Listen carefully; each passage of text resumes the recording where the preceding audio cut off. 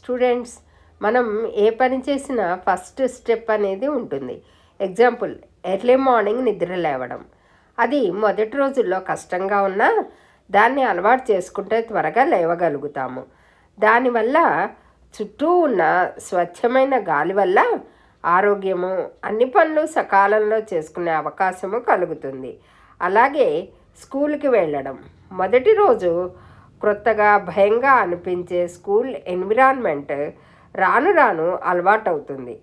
తెలియని సబ్జెక్ట్స్ తెలుసుకోగలగడం, క్రొత్త వాళ్ళు ఫ్రెండ్స్గా మారడం జరుగుతుంది. ఎన్నో విషయాలను తెలుసుకోవడం వల్ల విజ్ఞానము, నలుగురిలో కొన్ని గంటలు స్కూల్లో ఉండడం వల్ల ఎవరితో ఎలా బిహేవ్ చేయాలో తెలుస్తుంది.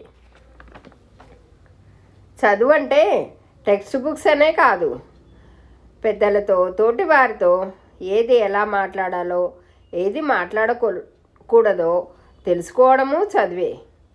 మాట్లాడే పదాల పట్ల జాగ్రత్త మన జీవితాలకు ఎంతో ఉపకరిస్తుంది. కొంతమంది ఆలోచించకుండా మాట్లాడి ఆ తర్వాత ఆలోచిస్తారు. అది అన్ని వేళలా మంచి చేయకపోవచ్చు. జీవితంలో ఏ పని చేయాలన్నా ఫస్ట్ స్టెప్ వేయక తప్పదు. దానికంటే ముందు ఏది ఎలా చేయాలో పెద్దల నుండి నేర్చుకుంటే నిర్భయంగా ఆ పనిని చేయగలుగుతాము.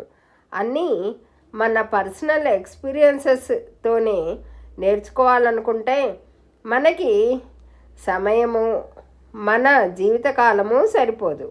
కాబట్టి ఒకరు చెప్పేదేంటి, నేను నేర్చుకునేదేంటి, నాకు తెలీదా అనే ఫీలింగ్స్ మనకి మనమే ప్రాబ్లమ్స్ క్రియేట్ చేసుకున్నట్టు అవుతుంది.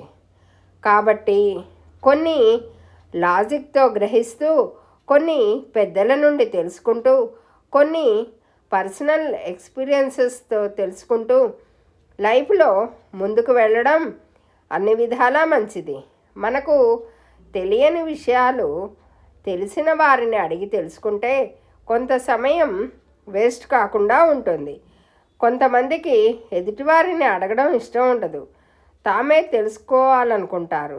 దానివల్ల టైం వేస్ట్ మరియు పొరపాట్లు జరగవచ్చు.